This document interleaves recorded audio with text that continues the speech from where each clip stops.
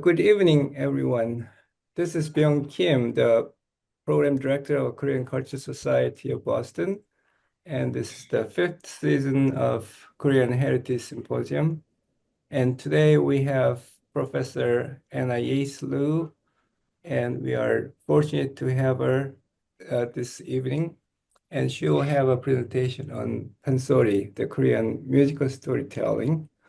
And she has an interesting background, and that is she actually started with the political science major at the University of St. Andrews, and she happened to attend the Pansori performance and ended up writing a PhD dissertation on Pansori from School of Oriental and African Studies at the University of London.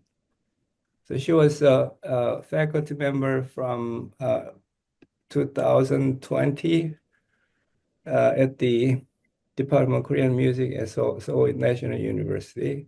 And at the same time, she has been engaged in various performances in 2018 at the Elysee Palace, 2023, my Pansori at Namsan Bugak Hall.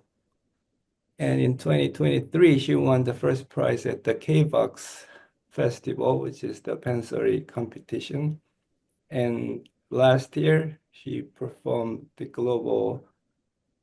Hungbuga at National Gugak Center. And I'm sure I missed some of her other performances, but Professor Anna Yates-Lu, and we welcome her for the presentation. Thank you very much for the introduction.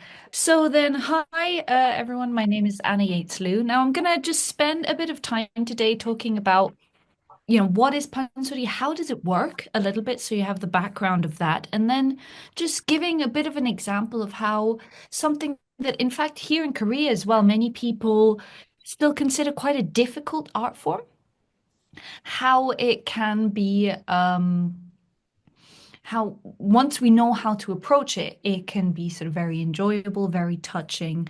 I mean, I enjoy it, otherwise I wouldn't be doing it. But yeah, for those of you who are maybe not so familiar with Pansori, I'm going to start off. I'm just going to show you guys a little video clip first so we get a bit of an idea of what we're doing, and then we can set off from there.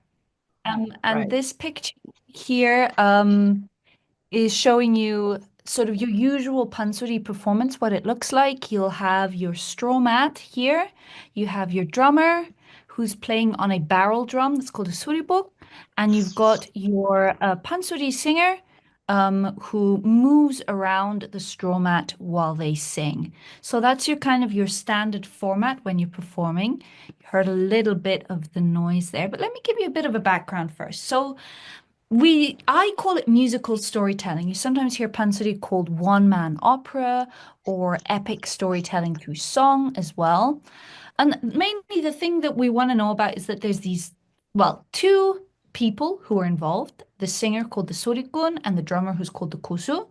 And then the sorikun tells stories using three elements: sori, song, which is what you heard just now; aniri would be narration sections; pallim is gesture, and then and palim is gesture.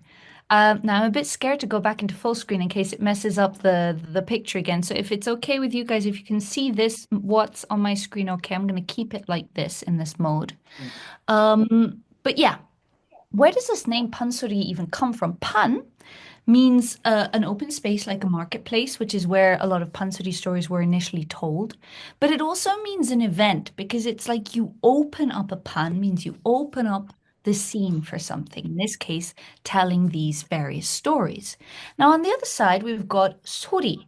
Sori, I explained it there as song, but in fact, it means both song and also sound.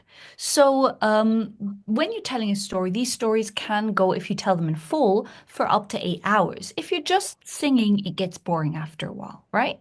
So, in order to make that a bit more interesting, the singer actually provides their own sound effects. They're required to use their voice to imitate various sounds in nature. So if you heard just there, the woman was singing 심황 거둥바라 이 말이 지든 마듯 산후주름을 거쳐버리고 부친 앞으로 우르르르르르르르르르르르르르. And that at the end there is the sound of her running, the character running towards her father, who she hasn't seen in 3 years. So these kind of sounds, you have sound of the wind, or might be the sound of a arrow flying through the air. You might have bird sounds like swakku, swakku, and all these kind of sounds the singer is providing as well, as the sort of the song, the text, and the narration. Now, I mentioned that a full story would be 3 to 8 hours long. That's actually quite a new format to tell it in full, because most of these stories are really familiar to everyone. People know the stories. They don't need to hear everything to know what's happening. So that's more traditional version actually is called tomaksori, where you're really only performing scenes from the piece. And I've got other sort of versions of how people tell Pansori stories. It used to be just one, but now we have sort of relay formats, splitting character formats, the more theatrical version that is Tanguk. These all exist, but mainly what I want to focus on is sort of traditional Pansori. And for Pansori, another really important thing is the role of the audience and what something that we call 취임새. 취임새 are shouts of encouragement and audience engagement. It's a really important part of Pansori. You don't like in a classical concert where you just sort of sit back and at the end you clap. Here, the audience is very actively involved. So I'm going to show you a video. This is when I first came to Korea in 2014.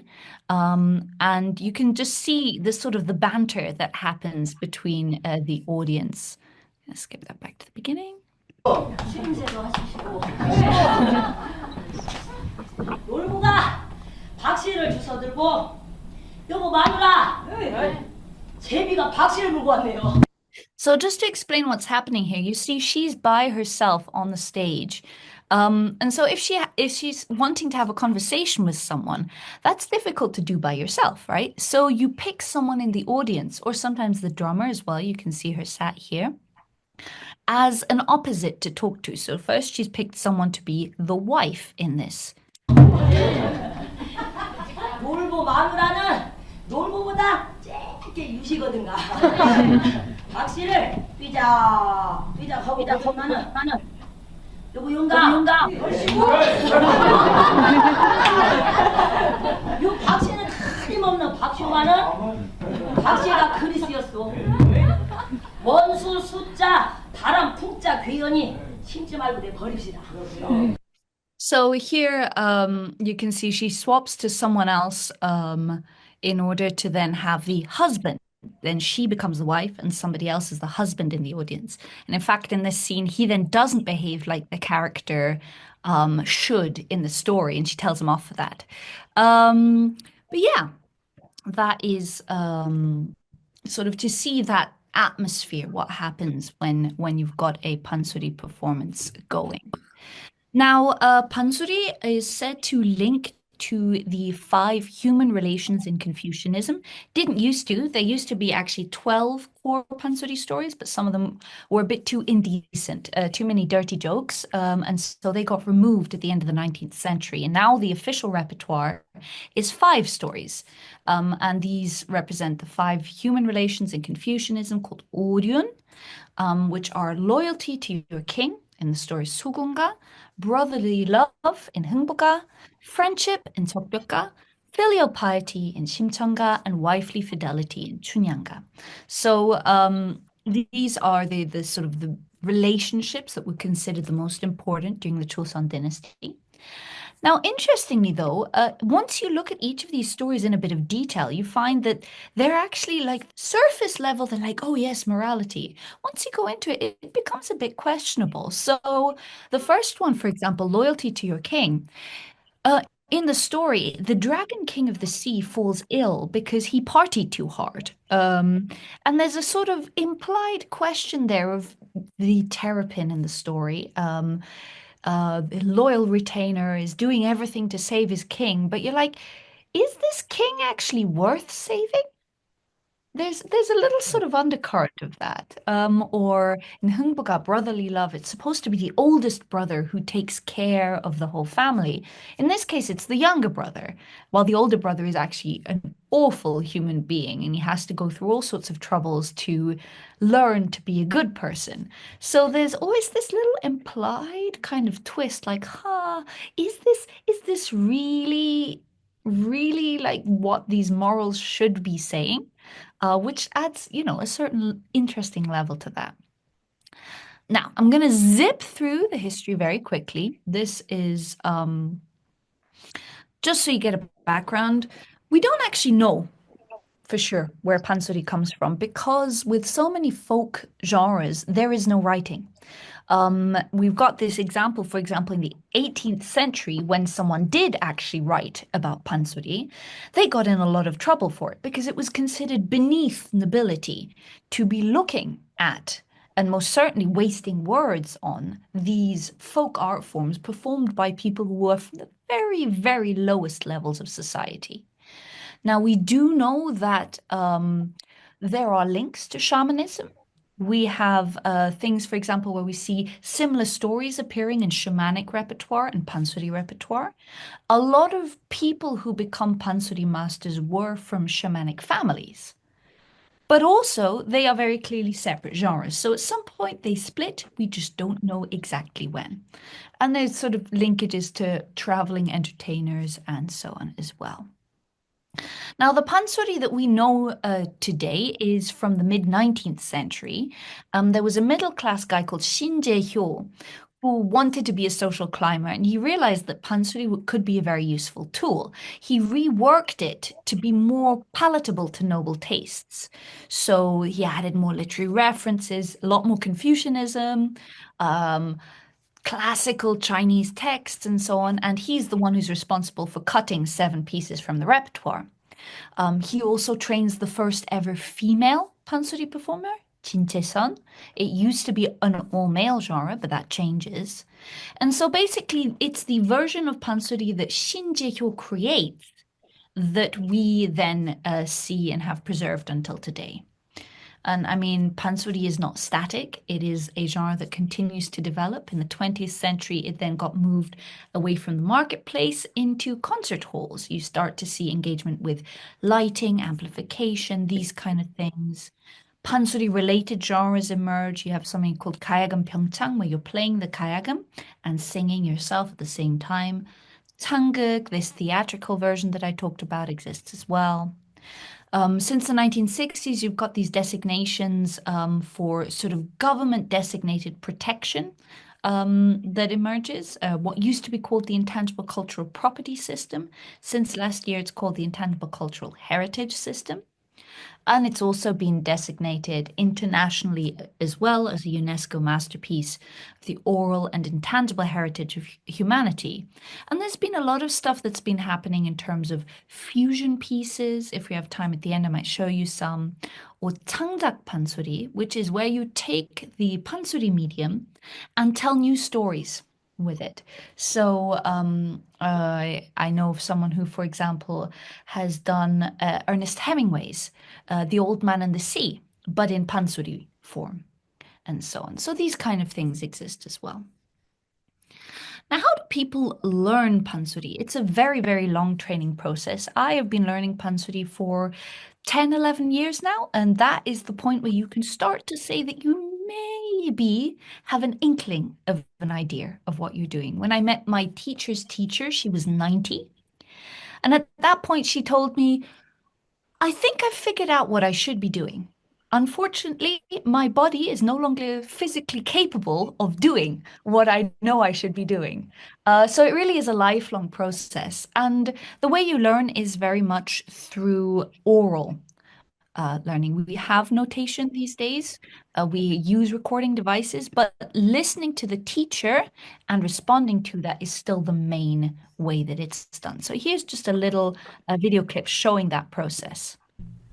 아리아리랑 스리스리랑 아리아리랑 스리스리랑 아라리가 난데 아라리가 났네 공부만 한번 해봐 아라리가 난데 아라리가 났네 해가 아니고 아라리가 난데 아라리가 났네 해가 아니고 헤헤 헤헤 들어가. So obviously that's a bit of a more unfortunate example where the learning process doesn't work quite so well. But yeah, this give and take, and the teacher listens to you and corrects what you're doing as you go. That is still very much the process these days. Now, it used to be the step one was you have to be able to copy your teacher perfectly, and then you would head off into the mountains, maybe live in a temple for a couple of years, until you have found your own voice. Now, in modern society, it's a bit more difficult to do that. So instead, what you get is what's called the mountain studies, 산공부, where for anywhere from a week to a month, you go off into the mountains. For those of you who can see the picture here, was us in winter one time in the mountains. And then you can scream and shout and bellow for your heart's content without, obviously, Seoul is quite cramped. You don't want to be disturbing your neighbors, but there you can really let it all out. And that is in winter and in summer. That's the more common thing of how you do it. And singing in nature is considered a really important part. On the one hand, to strengthen your voice, you're supposed to sing against your echo or overpowering the voice of a waterfall. But also because it's damp. If you're particularly by water, you try and practice by water, and that way you can sing for longer without causing the wrong kind of damage to your throat. Now, I say the wrong kind of damage. Targeted scarring of the vocal cords does tend to happen. With the way that you sing, you gradually develop scarring and develop a husky vocal tone, which is considered sort of standard in Pansori. But it's how to say this? You only scar when you know that it is okay to do so. You hear lots of stories of people singing until they spit blood, and it sounds really dramatic, and it's also very dangerous. So you don't do that, because then you would potentially destroy your voice and never get it back. There's very clear rules for how you push yourself in order to create the voice, but not completely harm yourself. Now, another concept that's important to think about is, how do we say who's good? Now, these days we have all sorts of competitions to say, who is a master singer. If you win the President's Award, that's the highest award you can have as an artist in Korea, then yes, you'd say you're a master singer. But in the past, these texts weren't fixed. You would gain acclaim as a master singer by creating your own song to add to an existing story, or to sing an already existing story in a new way. That was called tonem. And I'll give you a very brief example. We're going to listen to first Im Bang-ul, very famous Pansori singer from the beginning of the 20th century, singing 쑥대머리. That was a piece that he created. And if you hear how he sings it, I'll play you a fusion piece, and you can see the exact melodic line being copied. And that is how tonem works. So have a little listen.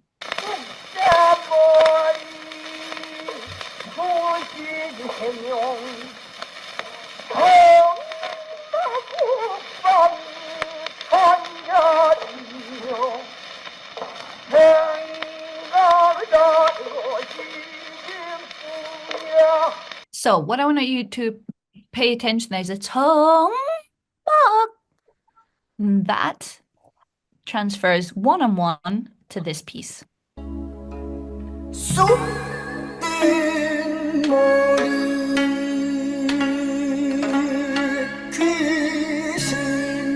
So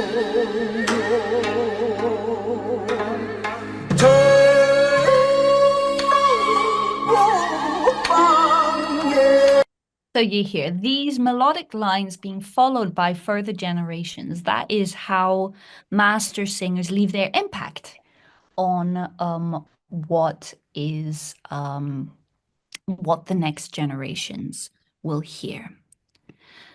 Now, in the terms of the musical characteristics of Pansori, I will say I did ask that my slides can be shared with anyone who wants to look at them in more detail as well. Why am I saying that? Here, there's a little link here on slide 11, which has an excellent demonstration of the different rhythmic cycles that exist in Pansori. So you can take these slides and have a listen to those yourself, I think is better.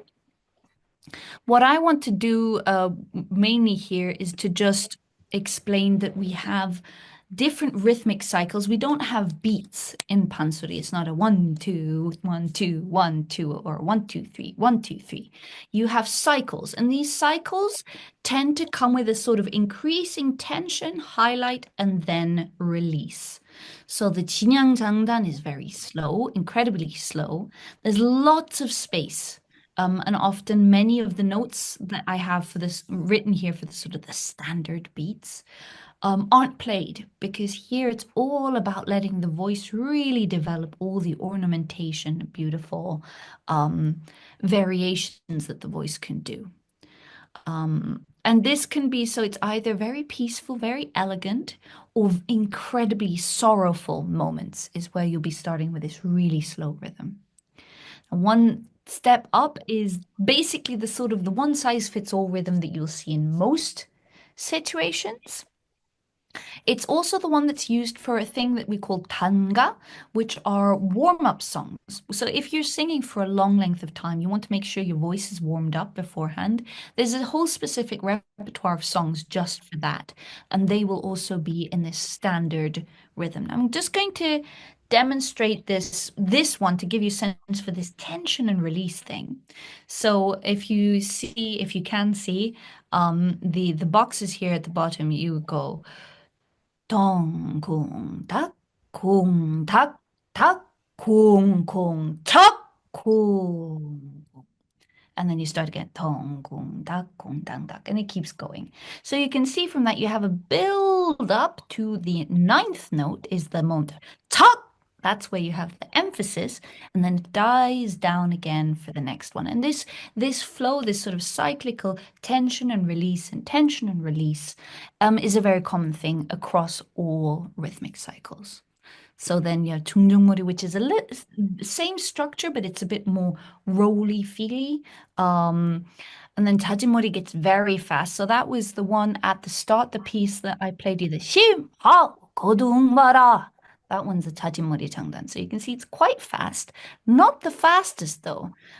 These are already for quite urgent scenes, but you can get even more urgent. 히모리 is incredibly fast. I'll just give you a quick demonstration of that. So 흥보가 좋아라고 개도 짝을 떨어보고 남도로 소부. 톡톡 털고 도로스다 돌아보면 도로 하나 가득하고 도로스다 돌아보면 동과살이 도로 가득. 도로스다 돌아보면 도로 하나 가득하고 도로스다 돌아보면 도로 하나 가득. It's not even 9 a.m. in the morning, so my tongue is not as loose as I would normally like it to be. But that gives you a sense for how fast Pansori can be. And then the onmori rhythm is a bit of a weird one. All of the other ones are kind of regular, but onmori is in a 10-8 beat, if you want to interpret it in beats. So it's 1, 2, 3, 1, 2, 1, 2, 3, 1, 2. But you can take those 3s and 2s and mix them around. So you could go 1, 2, 3, 1, 2, 1, 2, 1, 2, 3 as well. You can play with that. But it's because it's a little bit unsettled, the rhythm. That one's for sort of mysterious situations is when you'll be playing that one. Now, on the musical side of things, Pansori doesn't work in terms of major or minor. It's more, you have what's called 조, which are musical modes, but that doesn't really cover it. These include a wider range of concepts, such as we have melodic type, mood, singing style, and ornamentation. And these concepts are often used interchangeably and ambiguously. So it's all sorts of different ideas coming together, and it's really not actively sort of theorized because it's really just about the feeling that they give. So Kemyeonto, which is based on the folk songs of Cholla, is quite melancholic, and you tend to see it in sad scenes, or for people from the region of the southwest, the Cholla region where Pansori comes from. And for feminine characters, Kemyeonto is considered more delicate as well. So you can see all these different meanings packed on top of this, right? On the other side, we have Ujo, which actually comes from the music that was for the elite. So it's very noble and majestic and powerful. Very different feeling. And then we have Pyeongjo, which is sort of, in terms of music theory, looks the same as Ujo. It's built on that same musical language, but it's a lot more light and happy rather than majestic. So you see where, like, just with music alone, you can't really explain this. It's the emotions going with it that is super important. And yeah, then you also have different styles based on the regional styles, various folk song styles as well. Now, just to show you very briefly in terms of vocal techniques, the incredible variety of voices that you can use. This is in Park Chan-woong's book, Voices from the Straw Mat. Excellent book if you do want to learn more about Pansori. But you can see you could have a tubular projection, metallic voice, husky voice. Sometimes the nasal voice, you don't actually want to do that, like not on purpose. Then it's considered bad skill, but you might use it as a sort of a theatrical effect to show a certain character who maybe talks like this and then they sing like this too. So you might, you adapt your voice for the characters. Yeah. What I want to move on to, I think here, is to show how would a pansori singer warm up their voice, because it gives you a sense for the range that pansori singers are required to have. In fact, male singers are expected to cover up to 4.5 octaves by themselves. Female singers can't go quite so low, so they're usually about 3.5 octaves. But you can see that just with this is a example of a warm-up that my teacher does when she teaches. So here in box number 1, this is basically the sort of the musical language from the southwestern region that I was talking about. You have a low vibrato, ah, and then a straight middle tone, ah, and a falling tone, ah, ah. That so far is just standard sort of folk song, but then we expand. Ah, ah, ah, ah. My voice can't go down that far in the morning. And then back to the beginning. Ah, ah. So I'm just going to have a drink.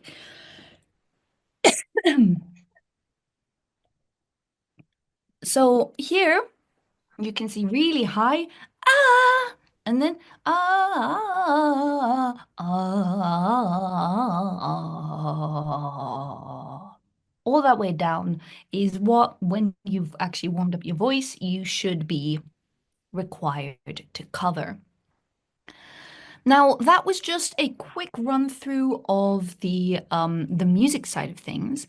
I just want to give you an example now. So how does all this function in terms of expressing stories? Now, on purpose, I'm using Tokbyeokga, which is considered the most difficult of the Pansori stories.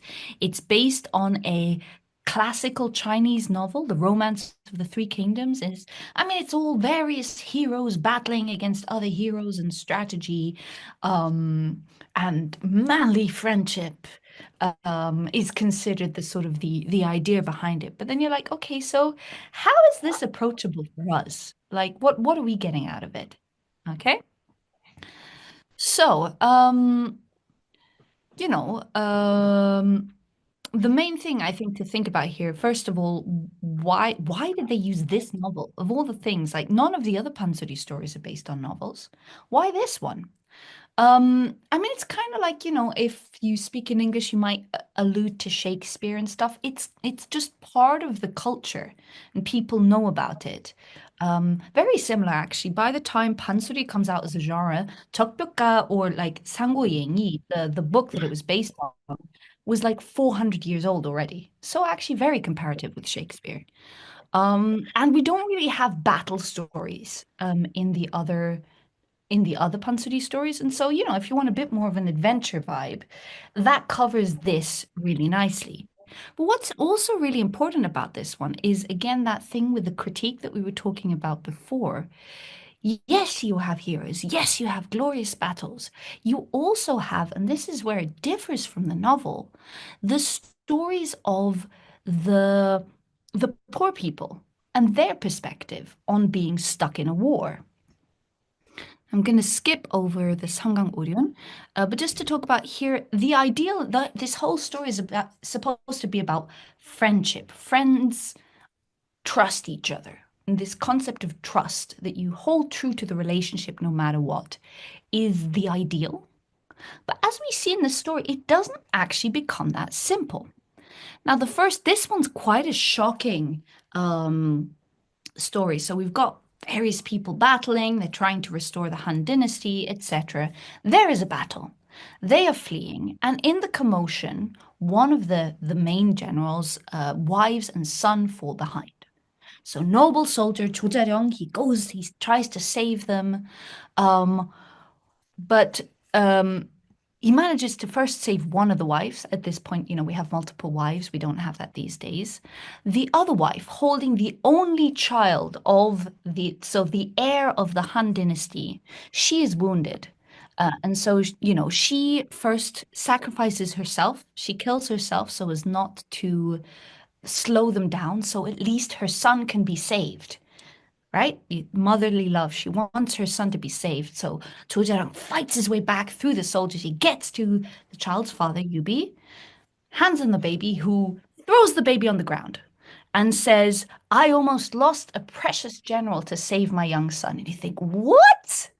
What? Why? That is the only child of the Han dynasty. And in fact, that child does go on to ruin the Han dynasty later. So maybe he shouldn't have done that. But this loyalty of a warlord to his general is the point, and that's held up as an ideal here of, yes, we men, we stick together. I am loyal to you and you are loyal to me, more loyal than my child. However we want to read into that. But that's the sort of the nobility are all about their ideals. What's happening with the normal people? And this scene is super important, but especially because it's not in the novel. The soldier's sorrow, okay? So, I mean, I'm just zooming through the background. Basically, the other side, the general has decided he's already going to win. So he's already getting his soldiers to party before they've even had the battle. So everyone gets a little bit drunk. And there's this sort of a moment where the tension before being in the battle starts to bubble up, and it becomes basically a sad battle between the different soldiers, being like, "You think you have it bad? Let me tell you how bad I have it." And they go around, and it's kind of funny, but it's also really tragic because basically it's just these guys saying like, "I love my family. I'd really rather be with my family right now, but I'm stuck on this battlefield." And so I'm going to just show you a little example from that. So this is a guy talking about his wife, who they got married, and for ages they did not have a kid. And finally, they have a child, and beforehand it's also talking about how they prepare for birth. We learn a lot about how people took care of themselves before birth from stories like this. But just for those of you who can see the screen at least.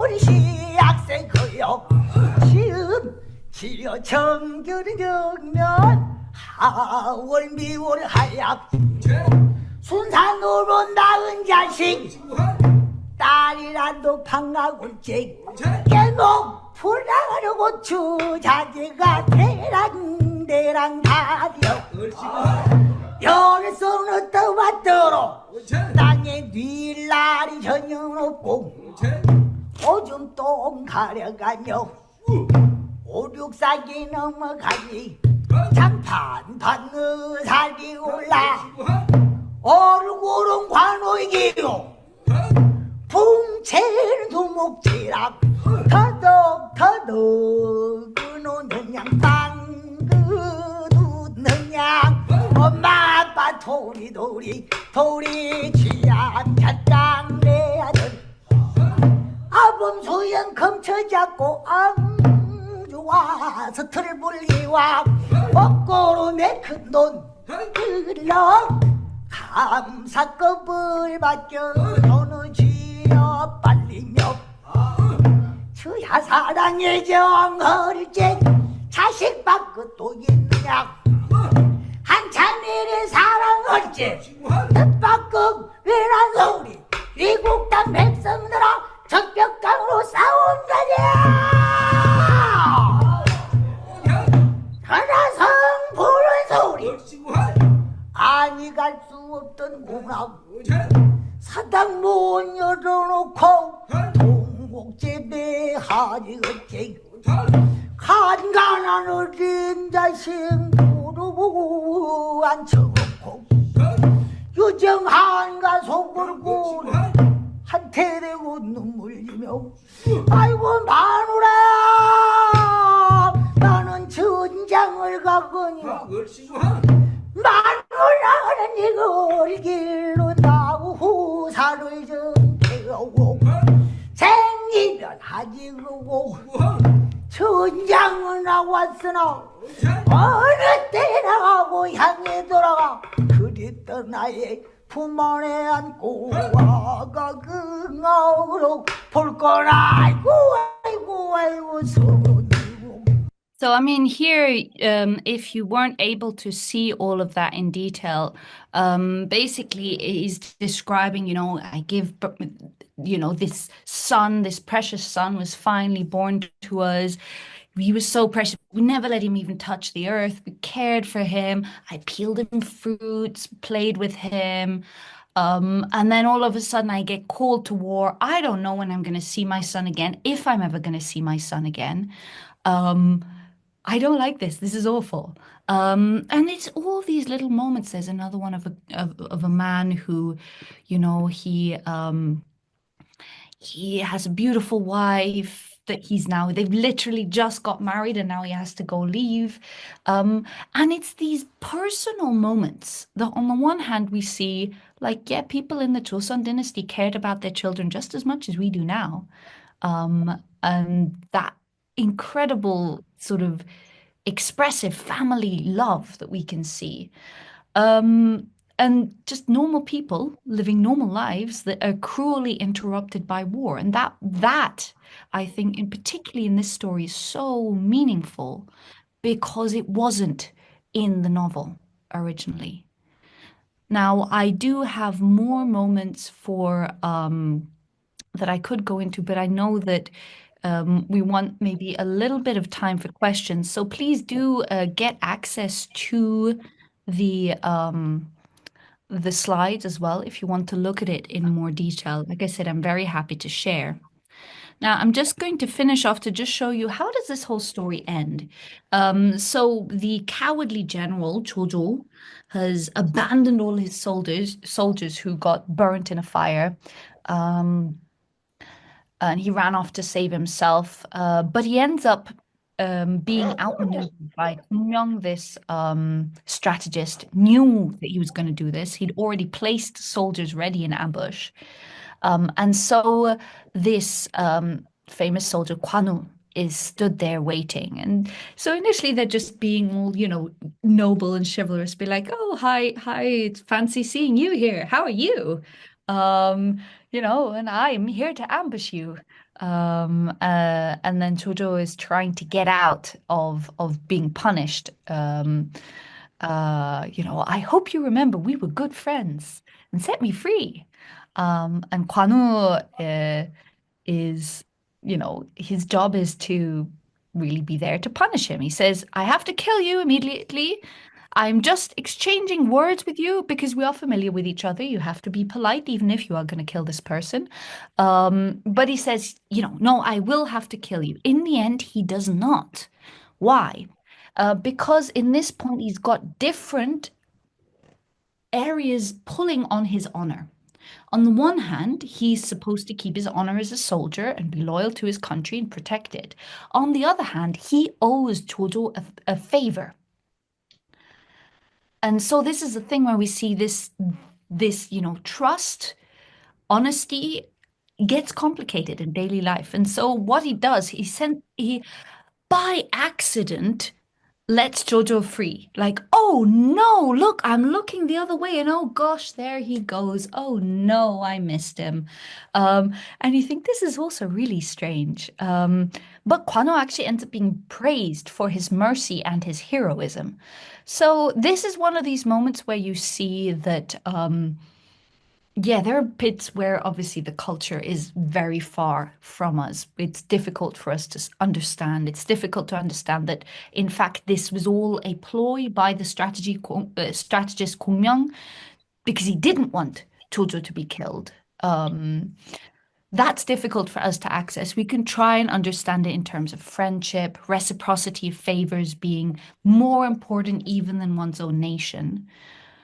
We can try to understand it, but I think in the end, it's these moments of people, ordinary people, and how they are dealing with these extraordinary events that are where I find the real beauty in Pansori. The real staying power of this as an art form, because it's difficult for us to empathize with people who throw their own babies on the ground. It's difficult for us to understand why you would leave like the number one enemy of your state, why you would let him run away just because you owed him a favor from the past. But the people, the normal people who are just trying to live their lives in all that's going on there, those are the people that I think really give us the engagement, the meaning, which is why Pansori still endures. And yeah, I mean, the whole heroics, they make for good music. They are some really exciting scenes. But yeah, the people, these normal people are what I keep coming back to, what I find so important in Pansori, and why I keep digging and finding more because I enjoy that so much. Now, I know that we should still leave some time for questions. Um, so I think if I got the timing right, now would be the moment. I can talk more about lots of stuff, but maybe Um, this would be a good moment for questions. yes, I think it was such an excellent presentation, and we probably can have 5-10 minutes for questions. Is there any question from the audience? Okay, I've got a question in the chat here. Do male and female singers in Pansori have distinct roles or are they interchangeable? Everyone sings all the repertoire. But it is said that certain repertoire suits certain genders more than others. So Tokbyeokga in particular, it tends to be sung by men more, just because it is physically incredibly challenging. My feminist heart does not enjoy admitting that, but it is definitely true that if you've got the bigger physicality of the bigger body that male singers tend to have, you can perform this a lot more easily. So there is a bit of sort of men will tend to sing that. Women might sing the love story of Chunyanga or Shimchonga, which is sort of filial piety, more often because that does still fit with sort of social ideas, even in Korea today. But you can technically sing both, and people do. You do learn everything. Any other questions?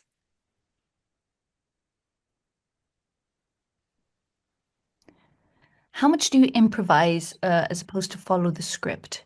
Now, there's quite a bit of improvisation, particularly if you're performing for 8 hours straight. You will not be able to reproduce everything word for word. You also, I mean, okay, now here there's a bit of conflict between the official preservation system, which says everything needs to be kept as it was, and we should reproduce it in that way. And what actually happens in practice, where particularly if you ask the more senior performers, they're like, yeah, I totally change what's happening, depending on the audience. Because in the end, you saw at the start the audience feedback being such an important part. If you see that the audience isn't feeling a certain section, you might skip over it and then instead focus in a bit more detail on another part that they think the audience is going to respond to more. Realistically, though, few people still have that level of freedom with the script. You have to be a very senior singer to feel comfortable with doing that. What you will get is these little interludes in between where you sort of stop and have a chat with the audience. There will definitely be a lot of improvisation there. There is definitely a noticeable trend towards being more and more strict with following the words and the songs as they are. But yeah, in terms of audience interactions, the improvisatory factor has not, as of yet, died completely. Yeah. Okay, can you talk a little about contemporary pansori? Are there musicians composing new pansori? Now, the concept of composition is a really interesting one in pansori because very often for these new pieces, what you'll have is you'll have a composer and a pansori composer, and they are two separate things. So you call composition 작곡 and pansori composition 작창. So people who create just the vocal line are separate often. And yes, they will compose a new pansori. I mean, I can show you, hang on, we'll do this just very quickly. I can get this to work. To show you a little example for how this looks. 안녕하세요, 소리꾼 이자람 셨던 기억이 생생합니다. Oh, no, sorry, that's the wrong video. This one. Okay. 돌던 군함새가 수면으로 휘 떨어지더니 바다 표면에부터 거칠게 퍼덕 퍼덕 퍼덕 누이는 숨을 죽이고 실눈으로 바라본다. 작은 다랑 하나 공중으로 퐁 뛰어오르다니. So you get a sense. So this is how then the old man and the sea can be created into pansori form. Yeah, that is sort of one side. So that is very much pansori style. With just a singer and a composer. You then get, I mean, tanguk, I didn't really talk about, but we can call that pansori composition as well, because that is sort of theatrical adaptations of stories. So actually, there's a national tanguk company in Korea. They do production of Lear, Shakespeare's Lear, which is incredible. If you ever get the chance to see it. I don't know if they're going to the US anytime soon, but it's amazing. They're actually up for a Laurence Olivier Award this time based on their production that they did in the UK last year. And so those are also moments where you get takchang, this pansori composition happening there with an orchestra, then a separate composer for the orchestra to add the music on top. Now, one final example to, hang on, where have we got it? Here, the other thing that you have is a fusion. So this is the sort of more pop style of new pansori. And so this would be the battle, the actual Battle of the Red Cliff here with sort of instruments added on top. I'll just show you a little bit from the start there.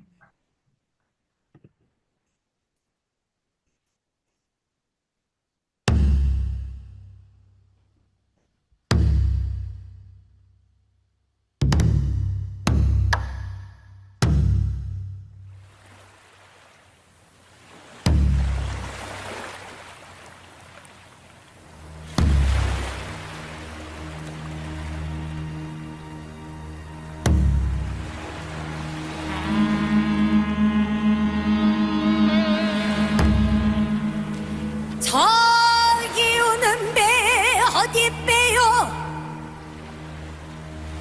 성상님 영전에는 진안을 들어서지 말랍신다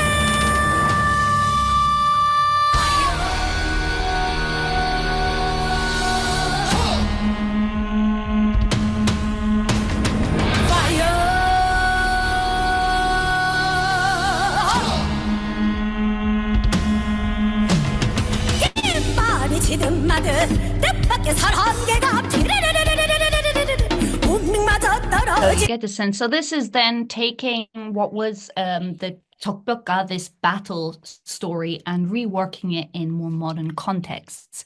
That exists as well. Okay. I think the first question from Yu Kyung Kim there, I've already answered. I think with these new Pansori compositions, I mean, there's a lot out there. I could do a whole talk just on that. How long have I been speaking Korean? I mean, I started learning Korean 2 years before I was officially researching Pansori. So it's been like 13 years now. Most of my work day is in Korean these days, so I have a lot of chances to use it. How do I think new contemporary Pansori is playing a role in terms of preserving the traditional at the same time creating a new area? So a really important factor is money. In that there is a preservation system in place, but there are limits to how much that system can support. And so most Pansori artists, they work as freelancers, they just don't have a lot of money. And so these new experimentations, which are honestly much more what Korean audiences want as well. A lot of people don't know how to enjoy Pansori. And so these more approachable genres get bigger audiences. They get more support as well, actually, from these sort of arts support agencies that exist. And so they're a really important factor for keeping young artists in the scene, without which they would drop out. And then you don't have that next generation of people. So on the one hand, you know, it's a separate thing that should never replace the tradition. But there are plenty of people who enjoy just the tradition and are just doing the tradition as well. Most Pansori artists are very much capable of switching back and forth. And so you do really need all these new experimentations to keep it fresh and interesting for audiences that aren't familiar with it, but also to give jobs, give money, so that this next generation of singers doesn't die out.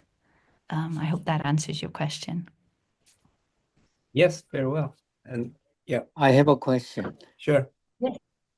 I am quite curious to know what was your background before you got interested in Pansori?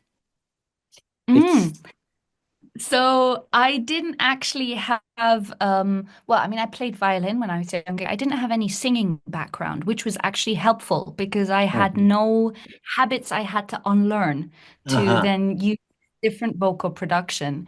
And it really was just an accident that I happened to see this performance of Pansori. I was like, this is really interesting. I want to know more. My major ethnomusicology, they say you have to learn the music in order to research the music. So initially I was just focusing on it from a research basis, but it's actually really fun to sing. I really And so it's just kind of ended up leading me in this way, which was not where I expected to go, but I very much enjoyed it nonetheless. I hope that answers your question. Okay, thank you very much. And with that, we'll close the session.